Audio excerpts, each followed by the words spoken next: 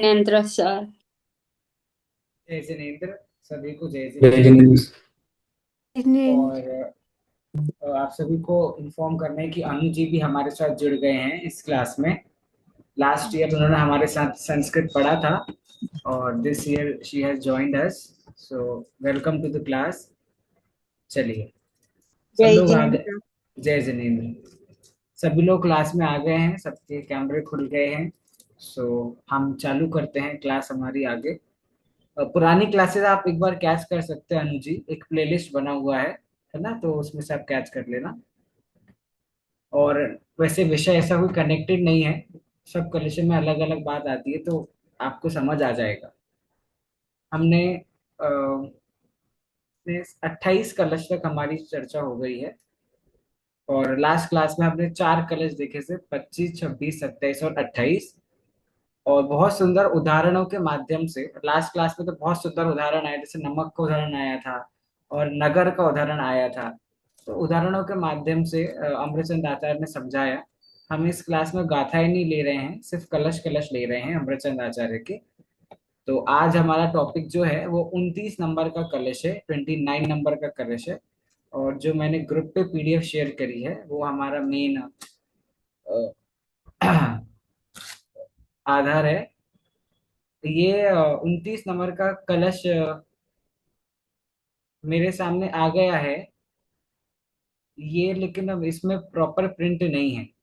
तो आप में से कोई सी किसी के पास प्रॉपर बुक है अगर, तो वो उसकी फोटो शेयर कर सकता है ग्रुप पे।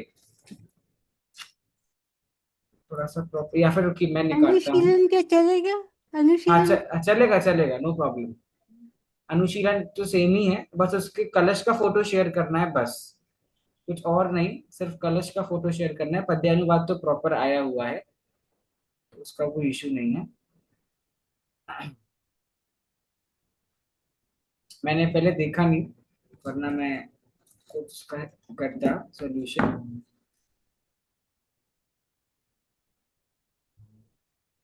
आई थिंक आप नीचे शेयर कर रहे हैं, मालिनी हाँ। चंद है। हाँ, आ गया है ग्रुप पे। हाँ, ठीक है। कलश हमारे सामने आ चुका है 29 नंबर का। और अच्छा ठीक है, वैसे इसमें भी सही है। बस जो ये बीच में एक अलग से एक्स्ट्रा लाइन आ गई, ये वाली। ठीक है, तो इस लाइन को हमको इग्नोर करना है। बाकी first line, second line, third line और फोर्थ लाइन, ये 4 लाइनें इस कलश की हैं। हाँ, बस ये बीच की लाइन अलग आ गई, इसलिए मैं कंफ्यूज हो गया था कि लाइन कहाँ से आई। ठीक है, चलिए हम पढ़ते हैं 29 नंबर का जो हमारा कलश है। वो अलग नहीं है। हाँ, मतलब वो वो उसके आगे का हिस्सा है जो नीचे आ गया है।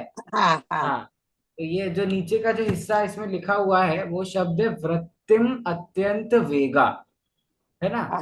हम्म। तो बस ये शब्द इसके आगे आएगा। मैं कलश यहाँ से पढ़ता हूँ, जिनको यहाँ समझ नहीं आ रहा वो ग्रुप पे फोटो आ गई है तो वहां से भी देख सकते हैं। अवतरति न यावत् वृत्तिमत्यंत वेगा, दानवम पर भाव त्याग दृष्टांत दृष्टि, झटति सकल भावै रण्यदीयैर्विमुक्ता, स्वयमियमनुभूति स्वयमियमनुभूति स्थावदाविर्बभूव। क्या है, यहाँ स्वानुभूति बोलते हैं ना, उसके बाद एकदम स्था बुला नहीं जाता है, तो इसलिए मैं कहा वहां पे स्वयमियम अनुभूति स्था, स्था वदा विभुर भूव। चलिए मैं पद्यानुवाद पढ़ता हूँ, फिर एक बार वापस कलश और पद्यानुवाद पढ़ेंगे और फिर आपको अर्थ करना है। पर भाव के परित्याग की दृष्टि पुरानी ना पड़े, और जब तलक हे आत्मन वृत्ति न हो अति बलवती, व्यतिरेक्त जो पर भाव से वह आत्माति शीघ्र ही अनुभूति में उतरा, अरे चैतन्यमय वह स्वयं ही। आपको पता चल रहा होगा जो हमारा विषय चल रहा है वो अप्रतिबुद्ध जीव प्रतिबुद्ध हुआ है ना, मतलब ऐसा जीव जिसको आत्मा प्रकट हुई हो। तो एक बार आत्मा प्रकट होने के बाद वो क्या सोचेगा, उसके मन की क्या फीलिंग्स रहेंगी, वो क्या अनुभव करेगा, वो बात चल रही है। तो 29 नंबर के कलश में उसको और अच्छे से बता रहे हैं कि भाई जिस जीव ने अपनी आत्मा को प्राप्त कर लिया है और जिस जीव के सामने उसकी आत्मा आ गई है, वो कैसा अनुभव करेगा। देखिए, अवतरति न यावत् वृत्तिमत्यंत वेगा दानवम पर भाव त्याग दृष्टांत दृष्टि झटिति सकल भावै रण्यदीयैर्विमुक्ता स्वयमियमनुभूति सावदाविर्बभूव। पद्यानुवाद पढ़ते हैं। पर भाव के परित्याग की दृष्टि पुरानी ना पड़े, अर जब तलक हे आत्मन वृत्ति न हो अति बलवती, व्यतिरेक्त जो पर भाव से वह आत्मा अति शीघ्र ही अनुभूति में उतरा, अरे चैतन्यमय वह स्वयं ही। चलिए बताइए, इस कलश का क्या अर्थ हो सकता है। आपके सामने दोनों कलश और पद्यानुवाद में लाता हूं। तो कलश को देखिए, पद्यानुवाद को देखिए और ट्राई कीजिए क्या अर्थ हो सकता है इस कलश का। कौन ट्राई कर रहा है।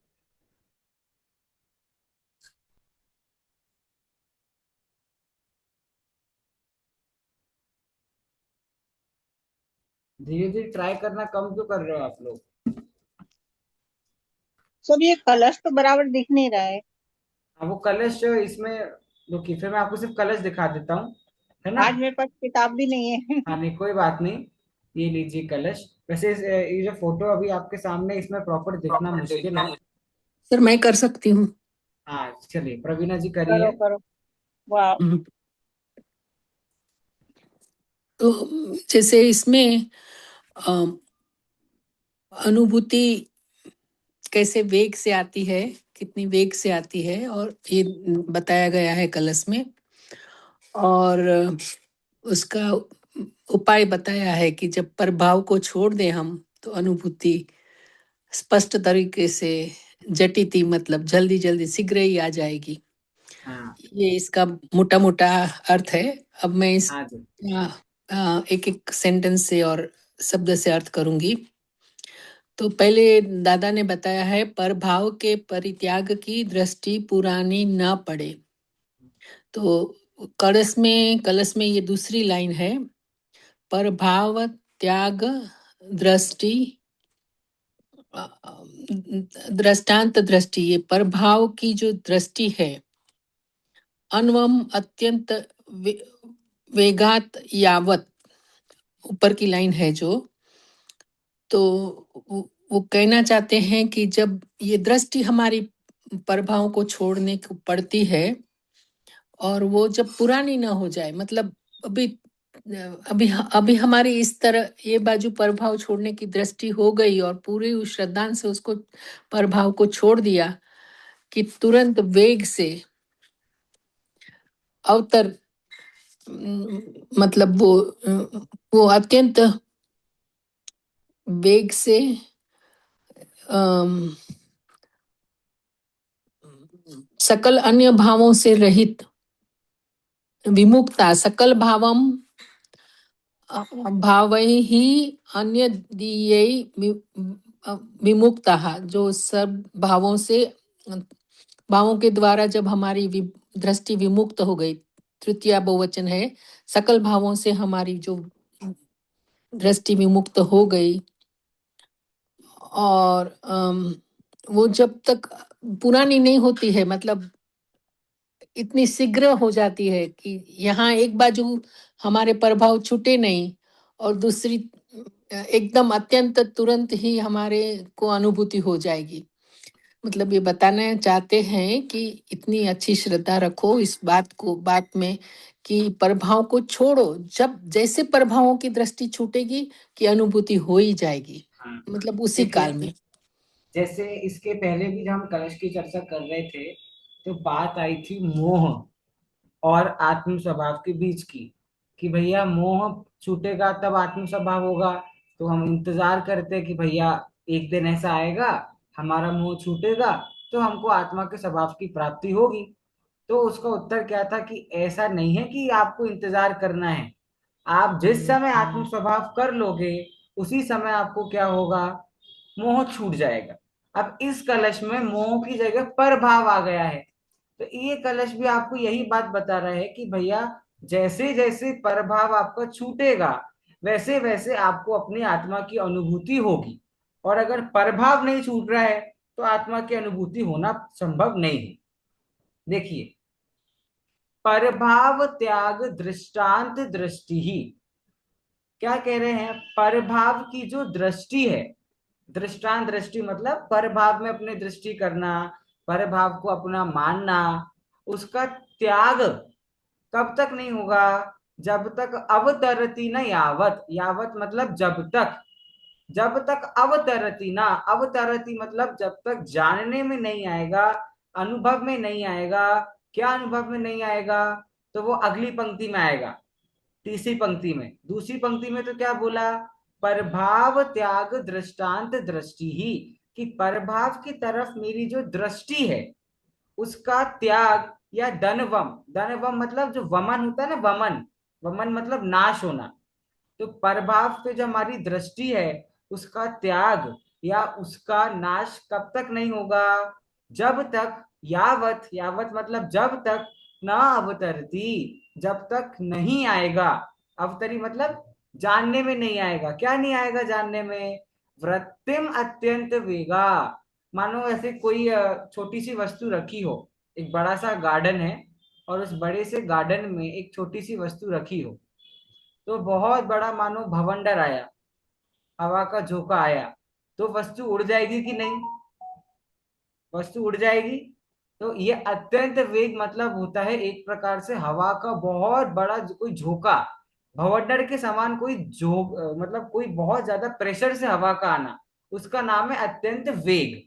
तो जब तक एक अत्यंत वेग नहीं आएगी, बहुत तेज हवा नहीं आएगी, तब तक प्रभाव का दृष्टि नहीं छूटेगी।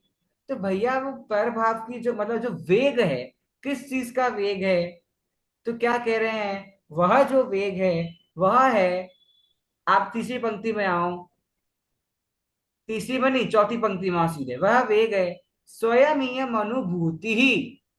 स्वयं अनुभूति मतलब वह वेग का नाम है, उस हवा के झोंके का नाम है स्वयं की अनुभूति, चैतन्य की अनुभूति। और जैसे ही चैतन्य की अनुभूति होती है, मतलब चैतन्य रूपी भवंडर, चैतन्य रूपी हवा का झोंका जैसे ही आता है, वैसे ही झटती, झटती मतलब शीघ्र ही, वैसे ही तुरंत सकल भाव अन्य दियई विमुक्ता। सकल मतलब सारे के सारे जो अन्य भाव है, भाव अन्य, सारे के सारे जो अन्य भाव है, या जिनको हमने दूसरी पंक्ति में पर भाव बोला था, वो सारे विमुक्ता, विमुक्त मतलब उन सभी भावों का नाश हो जाता है जैसी स्वयं की अनुभूति होती है। और जैसे पहली पंक्ति में आपने संस्कृत में पढ़ा है, यावत जहां जहां होता है वहां वहां क्या क्या होता है, तावत तावत, तावत तो यहाँ पे तावत कहाँ है, मतलब ये देखिए, जैसे जैसे आपकी दृष्टि पुरानी न नहीं पड़े तो नहीं, वैसे तावत वैसे शब्द कहाँ लिखा है, मैं तो ये पूछ रहा हूँ। तो चौथी पंक्ति तावत में है ना काल में। तावत, चौथी हाँ पंक्ति में तावत, आया तावत। तो उसका बराबर। उत्तर इस प्रकार से आया कि जब तक वो वेग नहीं आता है, तावता आविर्भूव, आविर्भू पता है आपको, आविर्भू मतलब क्या होता है, आविर्भू मतलब प्रकट नहीं होना, जैसे तिरोभूत होता है, आविर्भूत आविर्भाव, होता है ना, आविर्भाव। आविर्भाव तिरोभाव। तो ये जो शब्द है वो आविर्भाव के लिए, आविर्भाव मतलब प्रकट नहीं होगा, प्रकट। अब तक प्रकट नहीं होगा। अब वापस पूरे कलश का अर्थ आप लोग समझिए, बताता हूं मैं। इस कलश का अर्थ दूसरी पंक्ति से चालू होगा, प्रभाव त्याग दृष्टांत दृष्टि ही। प्रभाव को त्यागने की जो दृष्टि है वो यावत ना अवतरती, तब तक प्रकट नहीं होगी, जब तक क्या नहीं होता, वृत्तिम अत्यंत वेगा, जो बहुत तेज हवा का झोंका नहीं आता। तो किसी ने पूछा भैया कौन सा हवा का झोंका आएगा जो हवा का झोंका अपने साथ परभाव की दृष्टि ले जाएगा, तो वो हवा का झोंका कौन सा है? स्वयं ही है अनुभूति। चौथी पंक्ति का पहला शब्द, जो स्वयं की अनुभूति होती है, उस स्वयं की अनुभूति होने का नाम क्या है? कि वो ऐसा हवा का झोंका है जिससे परभाव की दृष्टि चली जाती है, और ऐसा होने से क्या होता है? झटिति, तुरंत ही, शीघ्र ही, सकल भावई अन्य दिए विमुक्ता, जो संपूर्ण पर भाव होते हैं उन पर भावों से विमुक्त हो जाते हैं। और तावत अविर्भुव, और अगर ऐसा नहीं होता है, वो ऐसा वेग नहीं आता है जिस वेग में हमें हमारी अनुभूति हो, तो अगर ऐसा कोई हवा का झोंका नहीं आता तो फिर आपको पर भाव से दृष्टि हमारी छूट सकती नहीं है। मतलब पर भाव की दृष्टि छूटने के लिए एक हवा का झोंका आना बहुत जरूरी है, और वो हवा का झोंके का नाम क्या है? स्वयं की अनुभूति। अनुभूति। स्वयं की अनुभूति। ठीक है, कलश का अर्थ क्लियर हो गया है ना? चलिए इसका हिंदी अर्थ पढ़ते हैं क्या है। इसमें विभक्ति वगैरह एक दो बता दीजिए। हाँ, विभक्ति कैसी पता करनी है? आप देखो, जैसे क्रिया है, जहाँ पे ती लगा है, अवतरती, वो हाँ। क्रिया है। फिर यावत तावत तो क्या है? सर्वनाम शब्द हो गए। झटिति क्रिया है। स्वयं ये अनुभूति, ये भी क्रिया है। अब यहाँ पर दृष्टांत दृष्ट, यहाँ पे जो कर्ता आएगा ना, वो कर्ता यहाँ पर दिया नहीं है। वो कर्ता क्या है? आत्मा। जिस आत्मा की बात कर रहे हैं ना, आत्मा का प्रकट होना, तो हमेशा जरूरी नहीं है कि कर्ता आपके कलश में दिया हुआ हो। ठीक है, क्रिया अवतरित दी है तो उससे आपको समझ जाना उसका कर्ता क्या होगा। बस बाकी तो सब दृष्टांत दृष्टि ही, त्याग करने की बात है। धन वमन, झटिति क्रिया है। इस प्रकार से पूरा ये श्लोक है। ठीक है, चलिए इसका हिंदी अर्थ, अनुजी हिंदी अर्थ पढ़िए, स्क्रीन पे आ रहा है आपके।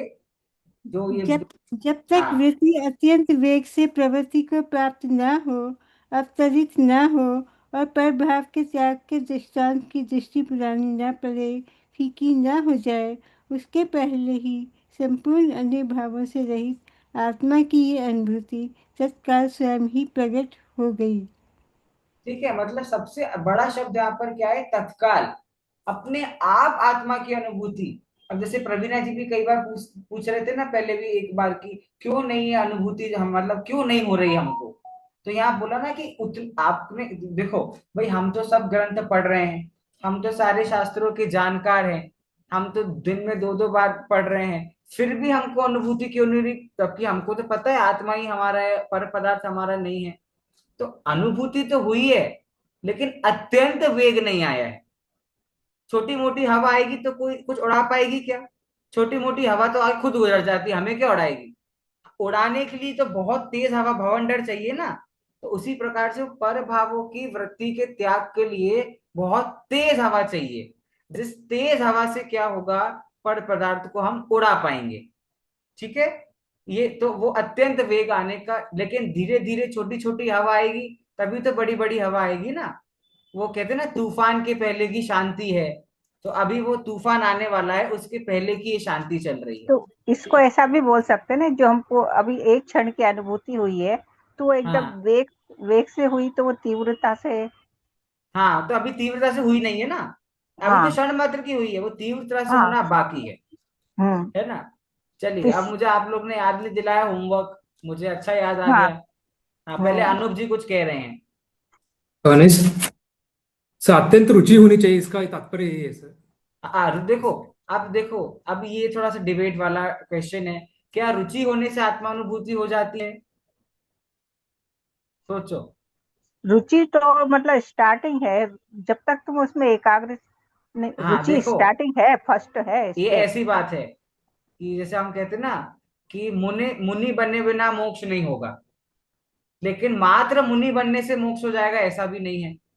उसी प्रकार रुचि हुए बिना आत्मानुभूति नहीं होगी, लेकिन बिना रुचि के भी आत्मानुभूति हो जाएगी ऐसा नहीं है। तो जिसको रुचि होगी वही तो आत्मानुभूति कर पाएगा। बाकी तो इतने सके कहते हैं जेन जी, जेन अल्फा है आजकल की जनरेशन, तो वो तो वैसे ही हाथ जोड़ लेती है, क्या बोरिंग बात है आत्मा की बात और भगवान की बात और धर्म की बात। तो पहला स्टेप ही नहीं है, इसलिए रुचि हुए बिना भी आत्मानुभूति होगी नहीं। जैसे हम कहते हैं ना, स्वाध्याय के 5 अंक कौन कौन से है? वाचना, प्रच्छना, अनुप्रेक्षा। तो ये सारे रुचि के फैक्टर्स है। ठीक है। हाँ, अनु जी कुछ कह रहे हैं? ये तृतीय बहुवचन, इसको संस्कृत में भी ऐसे बोलेंगे 3/3। हाँ, 3/1 ना, तृतीय, हाँ, तृतीय बहुवचन 3/3। ठीक है। Thank you. हाँ, अच्छा, चलिए, मैं होमवर्क की तरफ आता हूँ। लास्ट क्लास में मैंने आपको होमवर्क दिया था कि निश्चय आपको व्यवहार स्तुति। हाँ, आपको कुछ भक्तियां बतानी है, और वो भक्ति में हम क्लासिफाई करेंगे कि कौन सी भक्ति निश्चय स्तुति और कौन सी व्यवहार स्तुति है। तो मीना जी, आपने किया है होमवर्क? हाँ, प्लीज अनम्यूट। मैं ले आती हूँ, एक हाँ, श्योर सेकंड। श्योर। तब तक अनूप जी आप मैं बोलेंगे? हाँ एक व्यवहार स्तुति। हाँ हाँ, बोलिए अनूप जी, बोलिए। सर अनु जी व्यवहार आप पे स्तुति आऊंगा में मैं। हाँ, सकल ज्ञेय न्याय तदपि, ये व्यवहार स्तुति है। कैसे? घटित तो करो पहले कि आप कैसे इसको व्यवहार स्तुति कह सकते हो। इसका मतलब वो मुझे उतना सकल ज्ञेय न्याय तदपि निजानंद रसलीन। हाँ, ये तो लेकिन इस देखो, व्यवहार स्तुति मतलब भगवान के बाहर आडंबरों के आधार पर हाँ, उनकी स्तुति करना। इसमें कौन सा बाहर आडंबर है? ये देखो पहले इसमें, पहला वाक्य। नहीं नहीं, देखो पहला भक्ति क्या है? सकल गे गायक तदपि ये निजानंद निश्चय स्तुति है रसली। सर। तो ये ये कौन सी? निश्चय स्तुति है। निश्चय स्तुति है। हाँ, स्तुति है चलो सर। अच्छा है। और और ये और ये है दर्शन पाठ है सर, वो व्यवहार स्तुति है। बोलो, वाक्य बोलो दर्शन पहला। दर्शनम देव देवस्य दर्शनम पापनाशनम। ठीक है, हाँ, ये तो व्यवहार है, दर्शनम क्योंकि उनके दर्शन से मेरे पाप धुल जाते हैं और ऐसा सब होना, तो ठीक है, व्यवहार में चला जाएगा। सर। और निश्चय स्तुति ये समय ज्ञानानंद स्वामी हूँ। हाँ, बहुत तो अच्छा, मैं बहुत वो अच्छा, बहुत बड़ी। ठीक है। और वो दिवागम स्तोत्र है सर। निश्चय वो स्तुति क्या है? वो सर्वज्ञ की सिद्धि, मुझे उतना पता नहीं सर, बस मैंने हाँ सुना हाँ था। हाँ सर्वज्ञ हाँ भगवान की सिद्धि की है उसने, हाँ, समर्थ मतलब भट्टाचार्य ने। देवागम स्तोत्र में भी जो प्रारंभ के कुछ श्लोक हैं, उसमें भी उनके आडंबरों के आधार से उनकी भक्ति करिए कि हम आपको क्यों पूजे, अगर आप आकाश में चलते हैं तो, अगर चंवर आप पे ढूंढते हैं तो, अगर देव आपकी पूजा करते हैं तो, उसमें क्या है? वो तो मायावियों के भी होते हैं ये सब चीजें तो वो लेकिन पूरा का पूरा देवागम व्यवहार में नहीं कह हाँ सकते हैं, है ना? हाँ। ठीक है, बढ़िया, अच्छा है। हाँ, मीना जी आप बोलेंगे? या ओके। हाँ भव से रहित भगवान अंतर्मोही दिखाया, हाँ, भगवान होने का सहज विश्वास जगाया। ये तो कौन सी स्तुति है? निश्चय ने एक बार वापस बोलिए वर्ड्स, मतलब वापस से। भव से रहित भगवान अंतर्मोही दिखाया, भगवान होने का सहज विश्वास जगाया, निज के आनंद से ही निज में तृप्त ठीक है, रहूंगा। ठीक है, हाँ ठीक है, ये निश्चय चलेगा, चलेगा हाँ। चलेगा। ओके। देन इंद्रिय इंद्रिय सुखों की कामना अब है नहीं मन में। इंद्रिय हाँ सुखों की कामना अब है नहीं मन में। उपसर्गों की परवाह नहीं, जाकर बसु वन में ये जिन्हें। ठीक है, मतलब ये व्यवहार स्तुति वाला हो गया, ये वे राइट? बात है। या ओके, नेक्स्ट। देहादि से अति भिन्न हूँ न्यारा, विभावों से गुण भेद से भी भिन्न हूँ न्यारा, पर्यायों से स्वाधीन निर्मल एकाकी अति तृप्त ठीक है, अच्छा, रहूंगा। इसका एक मिनट आप मत बताओ, इसका ये जो हमने स्तुति बोली, देहादिक से भिन्न और पर्यायों से पार, ऐसे मतलब मेन अर्थ इसका है, ये कौन सी स्तुति हो सकती है? मीना जी निश्चय। आप मत बताना। अच्छा ठीक है, उन्होंने बोल दिया। क्योंकि देखो, सुनने में क्या लगता है कि भाई देह की बात आ गई तो व्यवहार बोल देंगे हम सीधा। तो उसमें देह की तो ना स्तुति करी है, उसमें तो देह से भिन्न बताया है, देह से भिन्न पर्यायों से पार, मतलब एक अखंड आत्मा की बात हो गई ना। तो अखंड आत्मा तो मतलब निश्चय स्तुति हो गया, ऐसा। बहुत अच्छा, बहुत अच्छा। हाँ, प्रवीणा जी कुछ स्तुति है, मतलब कुछ? हाँ, अनम्यूट कीजिए, अनम्यूट अनम्यूट। वो भक्तामर में जो स्तुति है, अपने उसमें सब जो इनकी पद प्रतिहार्य वगैरह दिखाए हैं वो सब व्यवहार स्तुति है। हाँ बिल्कुल। और अपूर्व अवसर एवो क्यारे आवसे क्यारे थईसु बायंतरनी ग्रंथ जो वो निश्चय हाँ स्तुति है। ठीक है, लेकिन हाँ और ठीक है, वैसे चलेगा। उसमें जैसे आगे आगे उसके गुणस्थानक जाते हैं तो वैसे वो निश्चय स्तुति होती जाती है। और हम्म। फिर और एक है जो सोनगढ़ में बहुत गाई जाती है, ऊंचू आत्मा हाँ मारू शरीर नहीं, मारू हाँ, तो ये देह भी नहीं, क्या हो गई, ये भी देह निश्चय मारो स्तुति नहीं, हो गई। वो निश्चय स्तुति है। निश्चय, बहुत अच्छा बहुत अच्छा। हाँ संध्या जी, आप लाए हैं क्या? हाँ हाँ, मैंने सर हाँ वो व्यवहार स्थिति के लिए ये उदाहरण है, चौ कर्म की 63 प्रकृति नाश, जीते अष्टादश दोष। बहुत अच्छा और बहुत अच्छा। निश्चय के लिए हूँ स्वतंत्र निश्चल निष्काम, या बहुत मैं बढ़िया। ज्ञानानंद स्वभावी हूँ। हाँ बहुत अच्छा बहुत अच्छा। मतलब मुझे बस दो। ये अच्छा लगा कि इतने बड़े बड़े आप लोग हो, मतलब बड़े से बच्चे होमवर्क नहीं करते ना, लेकिन आप इतने बड़े बड़े होकर भी सब करके आ रहे हो, इट्स गुड। और अच्छा है, मतलब आपने खोल के देखा, तो वो मुझे बहुत अच्छा लगा। हाँ ज्योतिका जी, आपके पास है क्या कोई एग्जाम्पल्स? अनम्यूट कीजिए।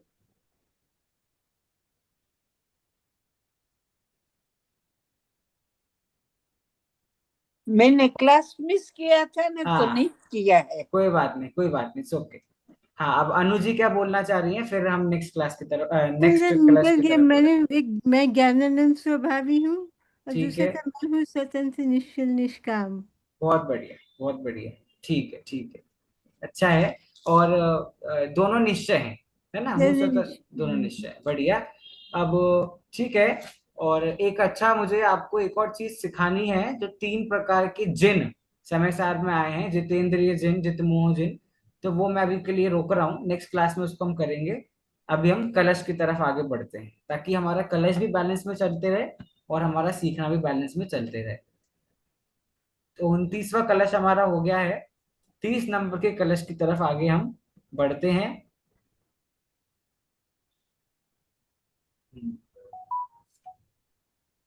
ये है स्वागता छंद। और स्वागता छंद बहुत ही रेयर यूज होता है। और इसको गाने का तरीका भी बहुत अलग है। मतलब जब हमने भी इसको सीखा था, तो हमको भी इतना प्रॉपर आता नहीं था इसको गाना, लेकिन ठीक है जैसा भी है। तो थोड़ा मतलब इसको ऐसा गाते कि पढ़ रहे हो जैसे अपन। मैं पढ़ता हूँ, और फिर जहां पे मैं कॉमा लगाऊंगा वहां पर आपको इसको गाते वक्त रुकना है, इतना। सर्वतः स्वरस निर्भर भावम, चेतये स्वयमहम स्वमिहैकम्, नास्ति नास्ति मम कश्चन मोह, शुद्ध चिद गण महो निधिरस्मि। ठीक है, ये आपने कई बार पूजन में सुनी होगी, वापस गाता हूँ। सर्वतः स्वरस निर्भर भावम, चेतये स्वयं स्वमीहैकम्, स्वयं हम स्वमीहैकम्। ठीक है, नास्ति नास्ति मम कश्चन मोह, शुद्ध चिद गण महो निधि रश्मि। रश्मि, रश्मि नहीं, सकार वाला स है ना, तो रश्मि। पढ़ता हूँ पद्यानुवाद। पद्यानुवाद इस तरह से आप लोग पढ़ा करो कि आप अर्थ कर सको संस्कृत में। ठीक है, सब ओर से चैतन्य में, निज भाव से भरपूर हूँ, मैं स्वयं ही इस लोक में निज भाव का अनुभव करूं, यह मोह मेरा कुछ नहीं, चैतन्य का घन पिंड हूँ शुद्ध चिद घन महानिधि में, स्वयं एक अखंड हूँ। बहुत शुरू में मैंने आपको बताया था कि कोई भी कलश आता है तो आपको सोचना है कि ये कलश क्यों आपके सामने आया है। देखिए एक पंक्ति यहाँ लिखी है हिंदी में, अब इसी भावना को पुष्ट करने वाला कलश प्रस्तुत करते हैं, जिसका पद्यानुवाद इस प्रकार है। ये पुष्ट शब्द का अर्थ पता है आपको क्या होता है? जैसे आप लोग मेकअप करते हो, मेकअप करते हो कि नहीं? हाँ कि ना? ना। ना। कैसे? मेकअप मेकअप टचअप जो होता है ना, तो उसमें मुझे पता नहीं उस कॉस्मेटिक को क्या बोलते हैं, एक स्प्रे होता है जो स्प्रे में पूरे मेकअप के बाद वो स्प्रे हम छिड़कते हैं तो वो मेकअप सेटल हो जाता है, राइट? फिर वो हिलता नहीं है, इफ यू नो दैट। ठीक है, सेट स्प्रे उसको जो भी कहते हैं, उसका नाम है पुष्ट करना। मतलब एक पूरी बात हो गई है, सब कुछ समझा दिया है, सब कुछ कह दिया है, अब वो उस बात से हिले ना, उस बात से वो कभी बिछड़े ना कि नहीं भैया ऐसा नहीं है। तो उसी प्रकार अमृतचंद आचार्य ने पूरा मैं आत्मा हूँ और मैं शुद्ध त्रिकाली ध्रुव हूँ, ये पूरी बात उन्हें समझा दी हमको। और अब वो उस बात पे आखिरी एक स्प्रे कर रहे हैं कि भैया अब तुम अपनी बात से मुकर मत जाना, तुम आत्मा हो और आत्मा ही रहना। तो वो स्प्रे उन्होंने 30 नंबर के कलश में किया है, और ज्ञानी हो गया है जीव अब। मतलब आप देखोगे तो एक अंतर आएगा। स्टार्टिंग के कलश में क्या है कि मोह के बीच में और आत्मा के बीच में अंतर बता रहे थे, व्यवहार और निश्चय का अंतर बता रहे थे, शरीर से आत्मा को भिन्न बता रहे थे। और अब जैसे जैसे हमारा पहला जो अधिकार है पूर्वरंग अधिकार, वो खत्म होने की तरफ आया है, वैसे वैसे वो हमें सिर्फ मतलब सिर्फ प्रेरणा दे रहे हैं, कुछ सिखा नहीं रहे। क्यों? क्योंकि अब वह जीव ज्ञानी हो गया है ना। पहले अप्रतिबुद्ध था, लेकिन उसको व्यवहार निश्चय का ज्ञान हो गया है, नए प्रमाण का ज्ञान हो गया है, आत्मा का, मोह का, पर भावों का, सब चीजों का ज्ञान हो गया है। तो अब अमृतचंद्र कुछ सिखा नहीं रहे हैं, वो क्या कर रहे हैं, उसको सिर्फ प्रेरणा दे रहे हैं कि तुम इसी आत्मा में लीन रहो। तो अर्थात शुरू शुरू के कलशों में अज्ञानी जीव को सिखा रहे थे, और अब इस कलश में ज्ञानी जीव को सिखा रहे हैं, क्योंकि अब जीव ज्ञानी हो गया है। अब भाई अमृतचंद आचार्य को तो उम्मीद थी कि जीव यहाँ तक आते आते ज्ञानी हो गया होगा, पर उनको शायद पता था कि इतने में काम चलेगा नहीं, तो उन्होंने अभी और भी बहुत कुछ आगे आने वाला है। ठीक है, तो देखते हैं, ज्ञानी जीव सर, भी तो अज्ञानी हो जाता है ना कभी कभी। तो सर वो, ऐसा भी कह सकते हैं ना कि आत्म हाँ, भावना को पुष्ट कर रहे हैं। बस उसी को पुश कर रहे हैं, यही है। बहुत बढ़िया। चलिए मैं कलश पढ़ता हूँ, पद्यानुवाद पढ़ूंगा, फिर आपको अर्थ बताना है, बहुत सरल अर्थ है। हाँ, आशीष जी आ गए हैं क्लास में, देखिए नया छंद है, स्वागता छंद। ठीक है, तो उसको गाने का तरीका देखिए।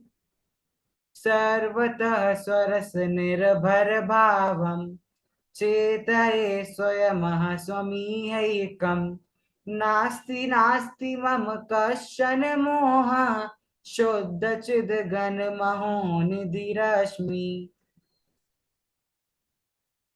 तीन लोक के तीरथ जहाँ, नित प्रतिवंदन की जय तहाँ। ये वो है ना, निर्वाण कांड पता है ना आप लोग को, निर्वाण कांड उसकी लय है ये। ठीक है, निर्वाण कांड को गाने की एक लय ही है। पद्यानुवाद पढ़ता हूँ, फिर अर्थ करना है। सब ओर से चैतन्य में निज भाव से भरपूर हूँ, मैं स्वयं ही इस लोक में निज भाव का अनुभव करूं। यह मोह मेरा कुछ नहीं, चैतन्य का घन पिंड हूँ शोध चिरगन महानिधि, मैं स्वयं एक अखंड हूँ। चलिए बताइए, अर्थ बताइए। मैं करती हूँ। हाँ जी करिए। सर्वतः स्वरस निर्भरम, निर्भर भावम, चेते स्वमः स्वमीहेकम। तो इस कलश में ये बता रहे हैं कि जो आत्मा है शुद्ध चित घन है, महोनिधि, महोनिधि का जो मतलब भंडार है। ये शब्द का अर्थ क्या हो सकता है? सर्वतः स्वरस निर्भर भावम। उस जो सर्वतः सब प्रकार से स्वरस हाँ अपने अपने हाँ, आत्मरस से पूरा भरा हुआ है। शाबाश। ठीक है। चेती स्वमी महेकम, मतलब चैतन्य जो है, चेती है ना चैतन्य, हाँ हाँ, सही जा रहे हो, सही जा रहे हो। स्वयं स्वमी मेहकम, मतलब जो चैतन्य स्वयं, मतलब स्वयं मतलब अपने में ही वह इतना भरपूर रस से भरा हुआ है। नास्ति नास्ति मम कश्चन हुआ। और ये बहुत प्यारी मेरे लाइन है। ये तो जैसे आप व्हाट्सएप का डिस्क्रिप्शन लिखते हैं ना कई लोग, तो उसमें लिखने वाली पंक्ति है, नास्ति नास्ति मम कश्चन मोह। क्या अर्थ है इसका? नास्ति नास्ति तो मतलब नहीं नहीं नहीं हाँ नहीं, यह मेरा मोह नहीं है, हाँ, ऐसा। सही जा रहे हो, सही जा रहे हो। आगे क्वेश्चन का शुद्ध क्या चिद घन, बताता हूँ, बताता हूँ, किंचित बता रहा हूँ, मैं शुद्ध बताऊंगा चिद अभी। घन महो निधि रश्मि। और वैसा में शुद्ध चिद घन महोनिधि, ऐसा महोनिधि मतलब महोनिधि किसको ही बहुत। अस्मि, महानिधि हूँ, हाँ, अस्मि। महानिधि हूँ। ठीक है। देखिए बहुत अच्छी बात, कलश में वही बात को रिपीट कर रहा हूं, मैं बताऊंगा ये बात क्यों आई है। अभी इसके ऊपर हम गाथा का अर्थ पढ़ेंगे ना, तो समझ आएगा आपको। देखो, सर्वतः स्वरस निर्भर भावम, सर्व ओर से मैं स्वरस, स्वरस मतलब अपने आत्म रस से ही भरा हुआ। अब निर्भर भावम के दो अर्थ है। क्या? एक तो जो अर्थ में दिया है यहाँ पर कि सर्व ओर से, चारों ओर से अपने ही भाव से मैं भरा हुआ हूं। एक अर्थ आप ये ले सकते हो कि चूंकि मैं अपने भाव से भरा हुआ हूं, इसलिए निर्भर भावम, निर्भर भावम मतलब बाकी दुनिया के समस्त भावों से मैं कैसा हो गया हूं? निर्भर हो गया हूं। निर्भर निर्भर हो गए, मतलब मतलब निर्भर प्रभाव हो से गया हूं। निर्भर, हाँ, प्रभाव मुझे से पर निर्भर हो। भावों से अब कुछ भी लेना देना नहीं है। वो बात इसका अर्थ है, क्योंकि मैं अपने रस से परिपूर्ण हूं। चेतय स्वयं स्वमी है एक। अब चेतय मतलब यहाँ पे चैतन्य तो ठीक है, लेकिन यहाँ पर चेतय मतलब होता ना कि जागो जागो जागो, चेतन तुम्हें जगाने को। चेतय मतलब किसी को सचेत करना, मतलब है चेतो ना? चेतो। हाँ, अलर्ट करना, चेतो चेतो। तो यहाँ पे कह रहे कि अब मैं चेत गया हूं। क्या चेत गया हूं? स्वयं अहम, मैं ही स्वयं हूं। मतलब मैं अपने आप में परिपूर्ण है। स्वयं, स्वयं ही है एकम, मैं ही स्वयं हूं, मतलब मैं ही हूं और मैं एक ही हूं। स्वयं अहम का मतलब मैं ही हूं, और स्वामी है का मतलब मैं हूं और मैं एक ही हूं, और मैं क्या नहीं हूं। तो नास्ति नास्ति मम कश्चन, मतलब मेरा कश्चन मतलब कुछ भी, कितना भी, थोड़ा बहुत भी, किंचित भी मोह नास्ति। नास्ति मतलब मेरा कुछ भी। कश्चन का मेरे शाब्दिक अर्थ होता है कुछ भी नहीं। तो मेरा कुछ भी मतलब परमाणु मात्र भी मोह मेरा नहीं है। क्यों नहीं है? क्योंकि मैं तो शुद्ध चिदघन महोनिधि, जैसे महामहोपाध्याय होती है ना उपाधि, ठीक है? जैसे दादा को उपाधि मिली थी महामहो को, इसलिए वो कहानी बताते हैं कि उनको एक बार महो कोई ऐसी उपाधि मिली, तो उनका भाषण हुआ। तो उन्होंने कहा कि आपने मुझे आज ये डिग्री दी, मतलब ये उपाधि दी, तो क्या कल तक मेरे पास ये उपाधि नहीं थी? कि मेरे पास कल तक की उपाधि थी इसलिए आपने आज दी? बताओ। उनके पास कल तक की उपाधि थी तब उनको आज मिली, या आज के बाद उनके पास वो उपाधि होगी? आज के बाद लोग उन्हें ऑफिशियली उस नाम से कह सकते हैं, लेकिन उसके योग तो वो कल से ही थे। उसी प्रकार शुद्ध चिदघन महोनिधि, ये जो महानिधि मेरे अंदर है, ये तो मेरे पास कब से है? अनादि से है। लेकिन अब तक मैंने उसको भाव नहीं दिए बेचारे को, मैंने तो मोह को भाव दिए थे, इसलिए मैं अपने आप को मोह ही मान रहा था। लेकिन आज मुझे ये भान हुआ है कि मैं तो शुद्ध चिदघन वाला हूं। महोनिधि मतलब महानिधि हूं, महान अस्मि, महोनिधि अस्मि, अस्मि मतलब मैं महानिधि हूं। इस प्रकार इस कलश का ये पूरा अर्थ हुआ। ठीक है, बहुत सरल अर्थ है। कुछ किसी को समझना नहीं होगा नहीं, वैसे इसमें सब आ गया। किसी को पूछना है तो पूछ सकते हैं। सर हाँ भैया लगता जी तो ये ये रहा है। हाँ जी। आशीष जी बोलिए। मैं ये कह रहा था, ये स्वमे हेकम का क्या मतलब होगा? स्वयं ही एकम, एकम एकम, एक हूं। स्वयं ही एक हूँ। एक हूं, मैं एक ही हूं। अखंड आत्मा कहते हैं ना हम, वो अखंड शब्द का यहाँ से ज्ञात हो रहा है। ठीक है, ठीक। सर ये श्लोक तो ऐसा है कि जैसे रटाई करो। है ना? चलो आप रटो, मुझे अगली क्लास में अपनी बहुत सुनूंगा। ही अच्छा है। अपनी है ना? आत्मनिधि है, महोनिधि बता रहे तो उसके लिए महोनिधि तो मतलब मुझे उपाधि दी है ना, महोनिधि मेरी उपाधि है, ऐसा। हाँ। तो और हाँ, चेतये क्या चैतन्य में होगा ऐसा? और नहीं नहीं, चैतन्य चेतन मतलब किसी को जगाना, चेतना, चेतना किसी बोलते को, ना, चेतो चेतो। चेतो, हाँ वैसा। हाँ, अनु जी आप कुछ पूछ रहे थे। ये मोह 1 by 1 है, मोह। हाँ बिल्कुल। और सर्वत्र भी। कौन सा? सर्वत्र, सर्वतः। सर्वतः तो अब वो अपना क्या कहते हैं कि अव्यय है। अव्यय है, ओके। चलिए, हिंदी अर्थ पढ़ते हैं इसका। सर अव्यय में भी वो होता है, क्या कहते नहीं हैं? नहीं, विभक्तियां कुछ नहीं होता, अभी हम पढ़ेंगे उसको क्लास में। हाँ। हाँ, ज्योतिका जी कहाँ खो गए हैं कि नहीं? ऐसा है ना? हाँ पढ़िए ज्योतिका जी, हिंदी अर्थ पढ़िए।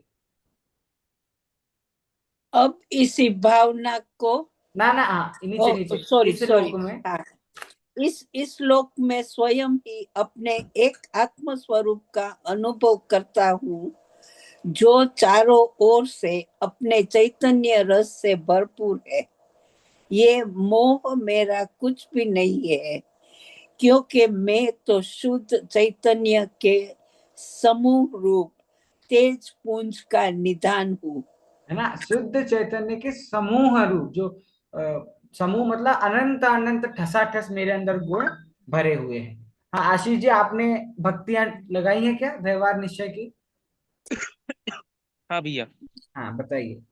सर एक तो वो देव शास्त्र गुरु दयानंद राय जी की जो जयमाला है, हाँ शब्द उनमें सारे बोलिए। की सारे मूल गुणों के आधार से व्यवहार स्तुति की गई है पंचब्रह्मेष्ठी की। हाँ। और एक सिद्ध पूजन की जो जयमाला है, उसमें सारे आत्मिक गुणों के माध्यम से निश्चय स्तुति की गई है। आप वो वाली कह रहे हो क्या, जगाया तुमने कितनी बार, वो वाली पूजन है दूसरी? नहीं, दूसरी है सिद्ध हाँ पूजा भाषा अनुवाद जो हाँ, करके है, समझ गया, मैं समझ गया, ठीक है जिसमें ठीक है। आत्मा के बहुत सारे नाम गिनाए हैं। हाँ हाँ हाँ, ठीक है। तो वो क्या है? और और दूसरी एक जो वो कौन सी कहलाएगी वो? आत्मा के बहुत नाम है ना, वो निश्चय की सिद्ध व्यवहार है। निश्चय स्तुति है वो। ठीक है। तो आत्मा के बहुत नाम गिनवाने से विकल्प नहीं होंगे क्या? नहीं, विकल्प विकल्प क्यों होगा? हाँ मत, क्योंकि विकल्प क्यों नहीं है, क्योंकि हम उसके प्रकार नहीं बता रहे, हम सिर्फ उसके नाम और बता रहे हैं। ठीक है, तो नाम और बताने से विकल्प नहीं होते हैं, अलग अलग हिस्सों में बांटने में उसे विकल्प होते हैं। अलग अलग नामांतरण पर्यायवाची शब्द बताने का मतलब विकल्प नहीं है। ठीक है। और और कुछ भी आप कह रहे और थे क्या? हाँ, और एक वो है स्तुति, वो उनकी वाणी जी की, मैं हूँ स्वतंत्र निश्चल निष्काम हाँ करके। हाँ तो उसमें भी हाँ, वो भी निश्चय स्तुति है। बहुत उसमें अच्छा। आत्मा के बारे में, हम्म, आत्मा से मुख्यता करके स्तुति की गई है। बहुत अच्छा, बढ़िया। ठीक है। चलिए, अब जो आगे हमारा कलश आने वाला है, 31 सितंबर का कलश आएगा। वो कलश भी बहुत सुंदर है, लेकिन उसके पहले ये जो गाथा चल रही है जिसके रेफरेंस में कलश आ रहे हैं, उसका पद्यानुवाद मैं पढ़वाना चाहता हूँ एक बार। क्योंकि जो गाथा चल रही है, वो गाथा का देखिए अर्थ क्या लिखा हुआ है। मोहादि भावों से, भावक भावों से भेद ज्ञान कराते हैं। भावक भाव मतलब जिन भावों को हम भाएं, जैसे 12 भावना है, उन 12 भावनाओं को हम भाते हैं ना, एक्सपीरियंस करते हैं जिन चीजों का। तो ऐसे मोह का हम एक्सपीरियंस करते हैं, मोह को हम भाते हैं। तो अब टॉपिक बदल गया, हम कलश कर रहे हैं तो आपको टॉपिक पता होना चाहिए। इसके पहले स्तुतियों का प्रकरण चल रहा था, अब वो टॉपिक बदल करके हो गया कि जीव का भेद ज्ञान करा रहे हैं मोह आदि भावों से। ठीक है, उसके रेफरेंस में हमारे कलश आ रहे हैं। लेकिन 36वीं गाथा का कितना अच्छा पदानुवाद है। मोहादि मेरे कुछ नहीं, मैं एक हूँ उपयोग में, है मोह निर्ममता यही, वे कहे जो जाने समय। अब बात कलश में यही आई थी, मोह से मुझे भिन्न बताया, मुझे एक बताया, मुझे निर्मम बताया, और गाथा में बहुत सुंदर शब्द आया है, यही वे कहे जो जाने समय। समय सार पढ़ रहे हैं ना, समय सार। तो आत्मा हो गया जीव, कि जो जान लेता है कि मोह मेरे कुछ भी नहीं है, मोह होगा तो मैं बट जाऊंगा, मैं अनेक हो जाऊंगा, लेकिन मैं एक हूं कि अनेक हूं, मैं तो एक हूं। तो ये बात जो जान लेता है वह जीव समय हो जाता है। इसी बात को ध्यान में रखकर 31 नंबर का कलश आप सबके सामने आ रहा है। मालिनी छंद है, पढ़ते हैं इसको हम। इति सति सह सर्वैरन्य भावैर्विवेके स्वयमयमुपयोगो विभद्रातानमेकम् प्रकटित परमार्थैर् दर्शन ज्ञान वृत्तैः कृत परिणतिरात्मा राम एव प्रवत्तः। धन्यवाद। देखिए, बस इस तरह सब अन्य भावों से हुई जब भिन्नता, तब स्वयं को उपयोग ने स्वयं ही वही धारण किया। प्रकटित हुआ परमार्थ दृग ज्ञान व्रत परिणत हुआ, तब आत्मा के बाग में आत्म रमण करने लगा। कितनी अच्छी पंक्ति है, आत्मा के बाग में। बाग मतलब गार्डन, आपका खुद का गार्डन, मानो आप किसी गार्डन के मालिक हो, तो आपको कोई डर लगेगा वहां, बिंदास आप वहां पे घूमोगे। तो आत्मा के बाग में आत्म रमण करने लगा। अब इस कलश में जो है, ऐसे हम बनिया लोग हैं, हम व्यापार करते हैं, धंधा करते हैं ना, तो वैसे जीव का व्यापार क्या है? जीव ज्ञान का दर्शन। व्यापार क्या है? उपयोग, जानना देखना, उसको एक शब्द में बोले तो क्या बोल सकते हैं? उपयोग, उपयोग, उपयोग। है ना। ज्ञान दर्शन के व्यापार को उपयोग कहते हैं। तो उस उपयोग की बात कर रहे हैं कि भैया शिष्य ने पूछा कि अभी तक उपयोग कहाँ था, और मान लो अब, क्योंकि बहुत चीजें होती है ना, भेद विज्ञान होता है, सम्यक दर्शन होता है, गुणस्थान चढ़ना होता है। जब आत्मानुभव होता है तब साथ में बहुत कुछ होता है, कर्मों का भाव होता है, भेद विज्ञान होता है, सम्यक दर्शन होता है, फिर जीव को वैराग्य आता है, ऐसे एक उपयोग भी होता है। तो उस उपयोग की कंडीशन क्या होगी? वैसे वेद विज्ञान के बारे में हमने पढ़ा, मोह के बारे में हमने पढ़ा, पर भावों के बारे में हमने पढ़ा, लेकिन हमने उपयोग के बारे में अभी तक कुछ भी नहीं पढ़ा।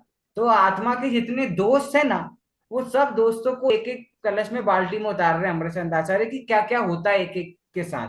तो उस उपयोग की स्थिति क्या होती है, मतलब वो ज्ञान दर्शन कैसे काम करता है। क्योंकि देखो, जानना देखना तो पहले भी है और बाद में भी है।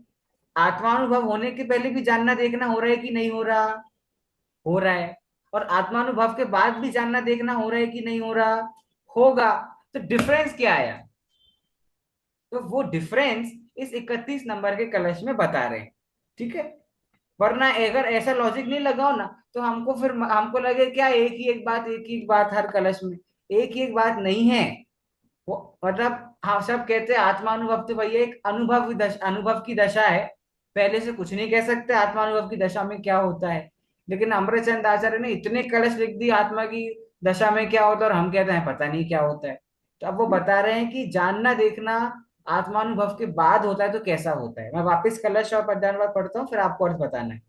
इति सति सह सर्वैरन्य भावैर्विवेके स्वयमयमुपयोगो विभदात्मानमेकम् प्रकटित परमार्थै दर्शन ज्ञान वृत्तैः कृत परिणतिरात्मा राम एव प्रवत्तः।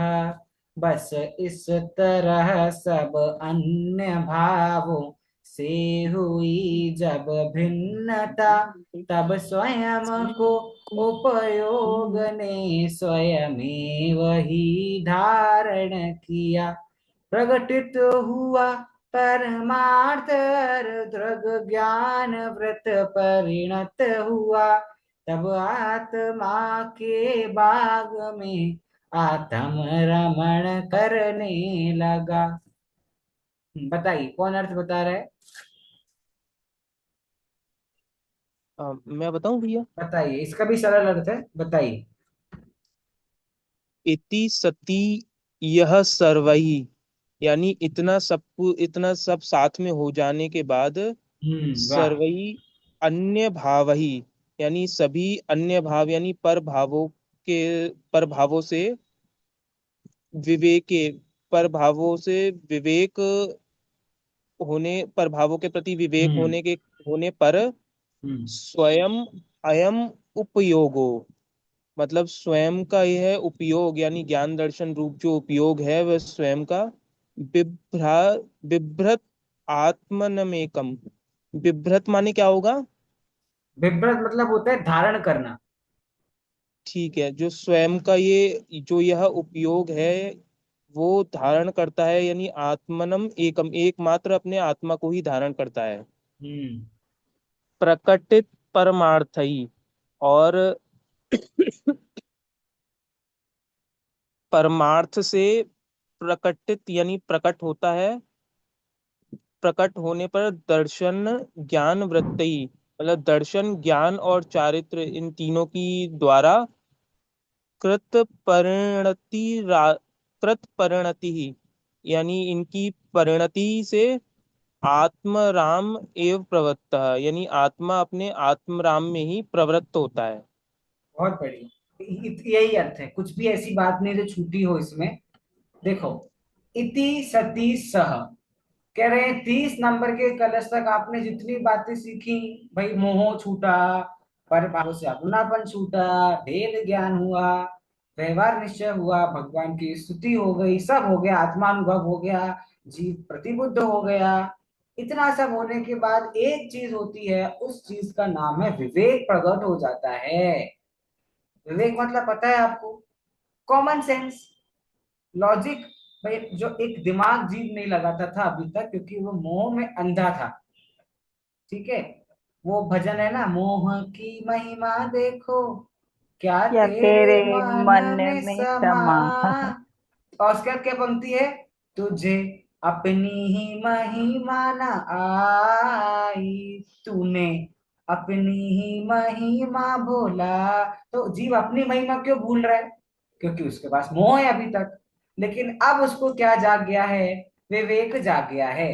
तो इति सती, इतना सब कुछ सह, सह मतलब एक साथ होने के बाद विवेक जागता है। लेकिन किसके संबंध में, किसके बारे में विवेक जागता है? सर्व अन्य भावई, जितने भी अन्य भाव है, पर भाव होते हैं, उन सब पर भावों के प्रति एक तो विवेक जागृत हो जाता है। और क्या होता है? जब पर भावों के प्रति विवेक जागृत होता है तो अपने प्रति विवेक होगा कि नहीं होगा? जैसे पर भाव छूट गए तो मतलब कौन सा भाव प्राप्त हुआ? अपना भाव प्राप्त हुआ। ऐसे ही जब पर भावों का विवेक हुआ तो स्वयं का विवेक भी हुआ। तो स्वयं का विवेक मतलब स्वयं अयम उपयोगो, अयम मतलब यह ही मेरा उपयोग है।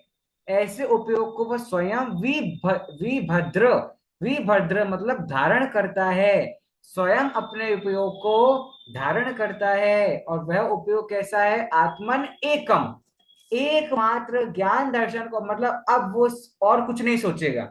बस मैं जानता हूँ देखता हूँ, जानता हूँ देखता हूँ। भाई केवल ज्ञानी जब भगवान होते हैं तो वो अनंत काल तक केवल ज्ञानी होकर क्या करते हैं?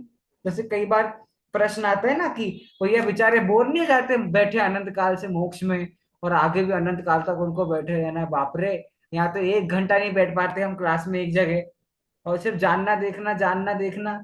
तो हमको इतना दिक्कत इसलिए लगती है क्योंकि हमने दिमाग में घुसा रखा है हमें बहुत कुछ जानना है, हमें दुनिया भर की चीजें देखनी है ना। लेकिन जब हमारे पास ऑप्शन ही एक होगा मानो, तो हम उसमें खुश रहेंगे कि नहीं? एक ही ऑप्शन है तो बस वही है।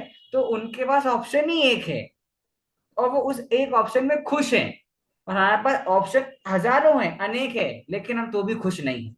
तो एकम, एकम मतलब वो एक उस उपयोग को धारण करते हैं जिस उपयोग में उन्हें पर भावों के प्रति विवेक जागृत हो जाता है। और स्वयं के प्रति जो उपयोग होता है उसमें क्या होता है? प्रकटित परमार्थ ही, परमार्थ प्रकट होता है। परमार्थ मतलब दुनिया में सर्वोत्कृष्ट वस्तु जो है, ये सर्वोत्कृष्ट चीज है, वो क्या है? दर्शन ज्ञान और चारित्र। रत्न करंड शावकाचार, करंड मतलब क्या था? बताओ कि भूल गए? ज्ञान पिटारा। दर्शन चारित्र का पिटारा। पिटारा, पिटारा ना, पिटारा। रत्न था ना वो पिटारा। तो ऐसे ही दर्शन ज्ञान चारित्र की जो परम अर्थ है, जैसे पिटारे में तो भाई डायमंड ही होते हैं, है ना?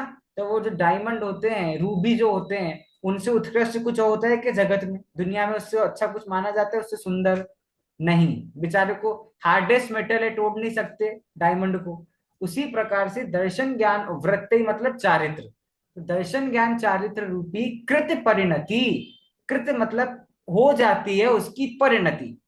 जिस जीव को उपयोग जागृत होता है उसकी परिणति दर्शन ज्ञान चारित्र रूपी हो जाती है। और एव आत्मा राम प्रवृत्त, एव मतलब ही, ये भी अव्यय है कि उसी में, उस ही में इसकी प्रवृत्तियां सदा काल रखी रहेगी। अब इसका सिर्फ स्वयं को जानना जानना जानना ही काम है। वो कहाँ कोई सा दादा ने शायद रोला शतक में है या कहाँ है, उसमें पंक्ति है, स्वयं को जानो जानो नहीं, जानना होने दो तुम सहज। सहजता क्या का सहजता का ना, स्वयं को जानो, जानो। फिर जानो, फिर नहीं क्या है, नहीं मतलब तुम उसका तनाव मत करो, जानने का तनाव मत करो, जानते रहो निरंतर सहज। तो वो जानने का तनाव नहीं करना। अभी तो हमको टेंशन है आत्मा की प्राप्ति की, टेंशन है कि नहीं, आत्मा कब प्राप्त होगा, कब प्राप्त होगा, अभी तक नहीं हुआ, बाप रे मेरा अगले भव में क्या होगा, ऐसा वैसा। और बोझा उधर लेके बैठे ना। बोझा है ना, उसमें बोझा की वो भी अच्छी पंक्तियां भूल रहा हूँ, वो बोझे के ऊपर एक बहुत अच्छी पंक्ति लिखी दादा ने। तो दर्शन ज्ञान वृत्ति कृत परिणति, तो अब उसके ऊपर कोई बोझा नहीं है। और दर्शन ज्ञान वृत्ति कहने को अलग अलग है, दर्शन ज्ञान चारित्र, लेकिन हम पहले ही देख चुके हैं ये तीनों मिलकर के हैं तो एक ही, सम्यक दर्शन ज्ञान चारित्राणि मोक्ष मार्ग। तो इन तीनों की प्रवृत्ति एक ही में होती है, एव प्रवृत्तः। और अब उसका उपयोग ऐसा प्रकट हुआ है, उसको ऐसा विवेक जागृत हुआ है कि वो सदा काल इनको ही जानता रहेगा। क्लियर हो सर गया? ऐसा भी, ऐसा बोल सकते हैं स्वपर विवेक जागृत हो गया है। हाँ, भेद विज्ञान हो गया ना। हाँ लेकिन हाँ इस कलश का तात्पर्य वो नहीं हाँ है भेद विज्ञान बताना, इसका हाँ, तात्पर्य तो इधर क्या है, उपयोग। उपयोग, हाँ, पढ़िए मतलब वो संजय जी, विवेक आप ही हिंदी आज पढ़ प्रभाव। दीजिए। हाँ, इस प्रकार भावक भाव और गेय भावों से भेद ज्ञान होने पर जब सर्व अन्य भावों से भिन्नता भाषित हुई, विवेक जागृत हुआ, तब यह उपयोग स्वयं ही एक अपने आत्मा को ही धारण करता हुआ दर्शन ज्ञान चारित्र रूप में से परिणत होता हुआ परमार्थ को प्रकट करता हुआ अपने आत्मा राम में ही प्रवृत्ति करता है, आत्मा रूपी बाग में ही रमण करता है, अन्यत्र नहीं भटकता। जो ये बोला ना आत्मा रूपी बाग में रमण करता है, तो इसका मतलब वही है कि बस अब जानता रहता है स्वयं को ही, बस स्वयं को जानना जानना जानना और जानना। बस जानना होने दो बस सहज। इसका नाम है अपने आत्मा के बाग में रमण करना। अच्छा, अर्थ पढ़ के कुछ ऐसा लगा जो हमने नहीं सीखा हो अभी तक? दो शब्द ऐसे आए हैं जिसके बारे में हमने डिस्कशन नहीं किया, बताइए कौन से दो शब्द है ऐसे? भावक भाव आवक और शाबाश, गे भाव और और और गेय गे भाव। भाव। गे, गे बहुत भाव। अच्छा। देखो, भेद ज्ञान की चर्चा बार बार चलती है ना, भेद ज्ञान भेद ज्ञान, तो उसको क्लैरिफाई कर दिया यहाँ पर भैया। दो चीजों के बीच में भेद ज्ञान होता है, एक है भावक भाव और एक है गेय भाव। भाव मतलब तो आपको पता है जिसको हम भाते हैं, ठीक है। अब भावक भाव और गेय भाव मतलब, भावक भाव मतलब जिनका हम चिंतन करते हैं, जिन भावों का हम अनुभव करते हैं, जिनको हम फील करते हैं, तो वो क्या हो गए हमारे परिणाम, मोह राग द्वेष, वो सारे परिणाम। और गेय भाव मतलब जो गेय पदार्थ हैं, जो पर पदार्थ हैं, उनमें जो हमारी बुद्धि है वो गेय भाव है। और जब इन दोनों को हम भिन्न भिन्न जानते हैं कि भाई गेय वस्तु भिन्न है और भाव भिन्न है, तो मेरा जो जानने का स्वभाव है, तो वो जानने का स्वभाव मेरा क्या है, वो मेरा वास्तविक भाव है। और जो पर पदार्थ है वो वास्तविक गेय है। तो गेय भाव मतलब पर पदार्थ और भावक भाव मतलब मेरे अंतरंग के भाव, इन दोनों की भिन्नता करना, उसका नाम क्या है, भेद विज्ञान। ठीक है, तो दो प्रकार के भाव समझ आ गए, भावक भाव मतलब जिन भावों को भाया जाए, और ये भाव मतलब जिन वस्तुओं को जाना जाए। इन दोनों के बीच में अंतर का नाम भेद विज्ञान कहलाता है। सर, जो हाँ 12 भावना है जिनको हम भाते, तो वो भावक भाव में ही आएगा। बिल्कुल बिल्कुल। वो गे भाव में तो जैसे हमने देखा, देखना और जानना जो स्वतः तीनों लोग के निरंतर जो है। पदार्थ है हाँ, ना, तीनों लोग के पदार्थ, कुछ भी हम उद्गल, देखते हैं उससे ज्ञान होता है। हाँ वो सब। ठीक। ज्ञान तो हाँ मेरे कारण होता है, गे से नहीं होता है, पर उसको हाँ। दिखाई देते हैं, मेरे में हम झलकते हैं। इसमें प्रॉब्लम ये है कि हम वस्तु ज्ञेय को जानते तो हैं, लेकिन हम ये नहीं मान रहे कि हम सिर्फ जान रहे हैं। हम उसका हाँ, कर्ता भोक्ता हो जाते हैं, हम उसमें अपनापन कर लेते हैं, उसमें लीन हो जाते, तो सारे खेल बिगड़ जाता है हमारा। ऐसा जानने है। वाले कहाँ बने रहते, हाँ। देखने वाले बन गए। मैंने हमको क्या देखा। है, मतलब देखना मतलब जानना ही हो ना वो तो। हाँ, पर अब मतलब हमारी वास्तव प्रॉब्लम क्या है, हम लोग उंगली देते हैं, हम हाथ खींच लेते हैं। अरे तुम सिर्फ जानने का काम करो ना, अपनापन क्यों कर रहे हो? ये हमारी प्रॉब्लम है वो। ठीक है। और कुछ, किसी को कुछ कहना है? इसमें है ना, एक बार जिन जिन भावों को भाया जाए, मतलब जिनको भाना चाहिए वो। हाँ जी, भावक भाव मतलब जिन भाना चाहिए नहीं, जिन भावों को हम भाते हैं। अब जैसे मोह है, तो मोह भी भावक भाव हो गया, लेकिन वो भाना चाहिए क्या? नहीं, लेकिन हम भा लेते हैं। ऐसा। एक और बात थी, प्रगट और प्रकट में क्या अंतर है? प्रगट और प्रकट। एक प्रगट मतलब है कि किसी के सामने आ जाना, प्रगट हो गया। ओके। ठीक है। और एक प्रगट मतलब है कि मुझे स्वयं को प्रकट हुआ है। भाई मुझे, ऐसे मुझे आत्माराम प्रकट हुआ है, तो वो प्रकट है। और प्रकट मतलब तुम मेरे सामने प्रकट क्यों हो गए, तो प्रकट मतलब मेरे सामने किसी का आ जाना, और प्रकट मतलब मेरे अंदर ही कुछ प्रकट हो जाना। ये दो अंतर है। Thank you. सर सर, भावक हाँ, भाव क्या बताया सर आपने? जिन जिन भावों को भावों भाया को जाए। भाता, हाँ, जीव जिन भावों को भाता है। ठीक है। अब वो ज्ञानी जीव भी हो सकता है, अज्ञानी भी हो सकता है। ठीक है। ठीक है फिर। तो आज ज्ञानी हमने, ज्ञानी दोनों हो सकते हैं। हाँ, 31 कलश तक हमने चर्चा करी। सॉरी मीना जी, आपके 5 मिनट लिए मैंने, उनकी नेक्स्ट क्लास थी 8:30 से। तो चलिए फिर, will meet on Saturday then. Meena ji, sir, कुछ और कहना कुछ है आपको? होमवर्क है? और कुछ होमवर्क है? नहीं, आज फ्री हो मेरी तरफ से आप। चलो आत्मा का ठीक। ज्ञान करो। ठीक ठीक है। है। आत्मा के च, बाग में रमण करो। हाँ, चलिए, सभी को सभी जय को जय जिनेन्द्र। जिनेन्द्र। जय जिनेन्द्र। जय श्री